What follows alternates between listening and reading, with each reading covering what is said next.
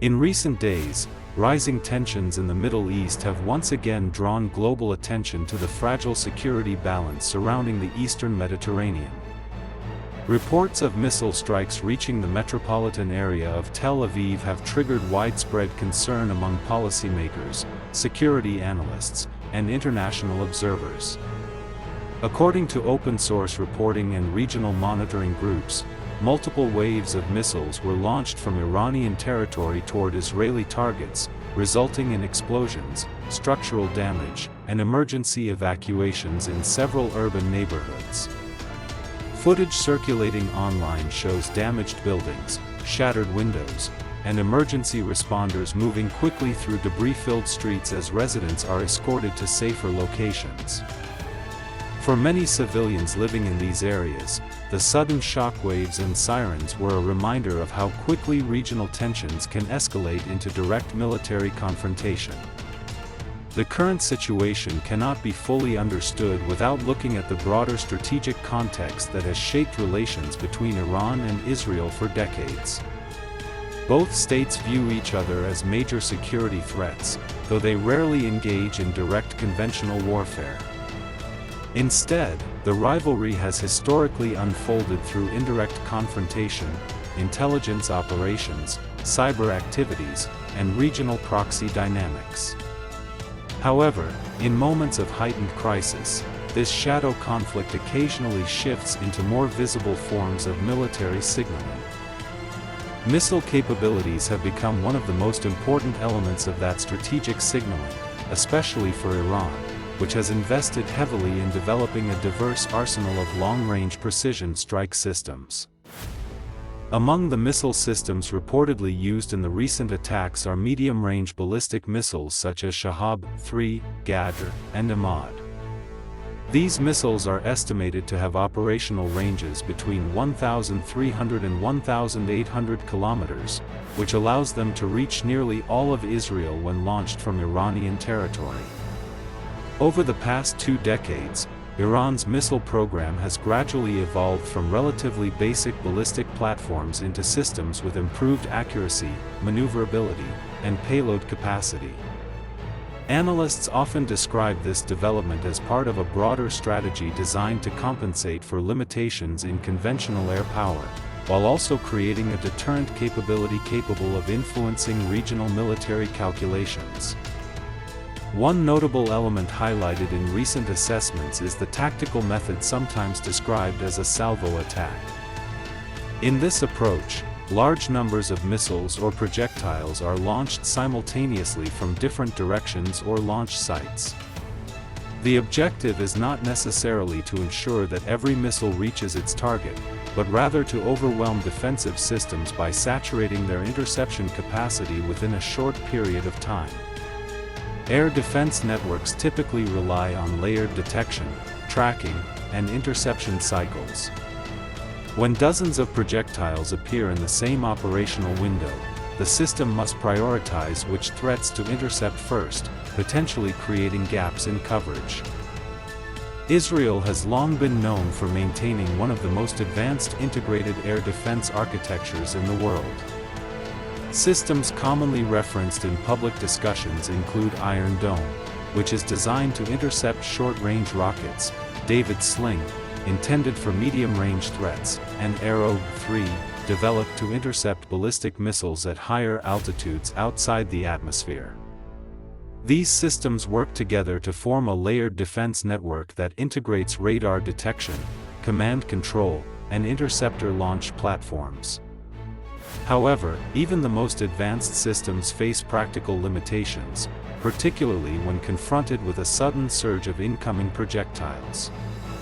Security analysts examining recent events have suggested that the combination of missile volume and diverse flight trajectories may have complicated interception efforts during certain phases of the attack.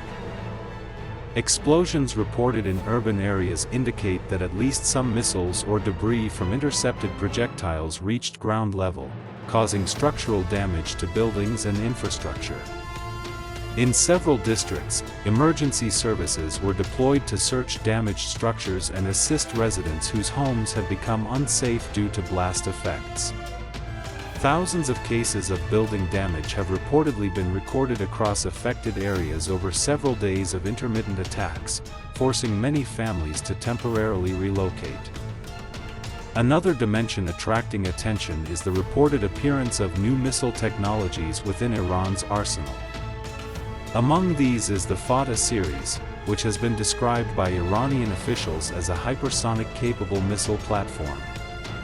Hypersonic systems typically travel at speeds exceeding Mach 5 and may incorporate maneuverable flight paths during the terminal phase of their trajectory. Such maneuverability can complicate radar prediction models, making it more difficult for conventional interceptors to calculate an accurate interception point. While many details about the system remain uncertain in open-source reporting, the possibility of maneuverable high-speed missiles entering regional arsenals has become a major topic of discussion in defense circles. If these technologies are indeed operational, their implications could extend beyond a single episode of confrontation. Missile defense systems around the world were originally designed to counter ballistic trajectories that follow relatively predictable arcs. When missiles begin to maneuver dynamically at extremely high speeds, interception becomes more technically challenging and potentially more expensive. This raises broader strategic questions. Could future conflicts involve larger numbers of such advanced missiles? Would regional states accelerate their own missile programs or invest more heavily in next-generation defense technologies? The consequences of these developments are not limited to the immediate military sphere. The Middle East sits at the intersection of several critical global trade routes, including maritime corridors that connect Europe, Asia, and Africa. Any prolonged escalation involving major regional powers could indirectly affect shipping lanes, energy markets, and supply chains that stretch far beyond the region itself. For this reason, international observers are closely monitoring whether the current tensions remain contained or evolve into a broader cycle of retaliation. Another question frequently raised by analysts concerns escalation dynamics. Missile exchanges between states carry inherent risks of miscalculation, particularly when rapid response timelines leave little room for diplomatic signaling. If attacks intensify, would regional actors attempt to expand the confrontation beyond missile strikes? Or might external diplomatic efforts succeed in limiting further escalation? History suggests that both outcomes are possible, depending on political calculations made in the days and weeks following major incidents. From a technological perspective, the situation also highlights a larger global trend: the growing importance of missile warfare in modern conflict environments. Over the past decade, numerous countries have accelerated research into precision strike capabilities, advanced guidance systems, and hypersonic flight technologies. At the same time, air defense developers are working to create new sensors, faster interceptors, and artificial intelligence-assisted tracking systems to counter these emerging threats. The competition between offensive missile systems and defensive interception technologies has effectively become a new dimension of strategic competition. For civilian populations living near potential target zones, however, these technological discussions translate into very real concerns about safety and stability. Scenes of emergency crews clearing debris, ambulances navigating crowded streets, and families leaving damaged homes illustrate the human dimension of strategic confrontation. Even when military infrastructure is the intended target, urban environments often magnify the broader consequences of high-energy explosions and shockwaves. As the situation continues to develop, international institutions and regional governments are likely to analyze the event carefully. Defense planners may review interception performance data, infrastructure resilience, and crisis response coordination. At the same time, diplomatic channels may attempt to reduce the risk of further escalation. The challenge facing policymakers is not only how to respond to immediate security concerns, but also how to manage a long-term strategic environment in which missile capabilities are becoming increasingly sophisticated and widespread. In reflecting on these events, it becomes clear that the missile exchanges reported around Tel Aviv represent more than a single moment of confrontation. They highlight deeper shifts in military technology, regional deterrence strategies, and the fragile balance of power in the Middle East. As missile systems become faster, more precise, and more difficult to intercept, the strategic calculations of states may continue to evolve in unpredictable ways. Understanding these developments requires careful analysis, factual reporting, and a willingness to examine complex security dynamics without sensationalism. The purpose of this discussion is not to assign blame or promote any perspective, but rather to provide context for a rapidly changing strategic landscape. By examining open-source information and broader historical patterns, observers can better understand how emerging technologies and geopolitical rivalries may shape the future of regional stability.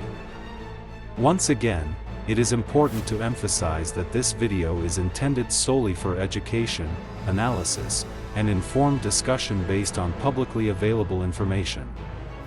It does not support or justify violence, military escalation, or armed conflict. The perspectives presented here reflect analytical interpretation of open-source material and do not represent any government or institution.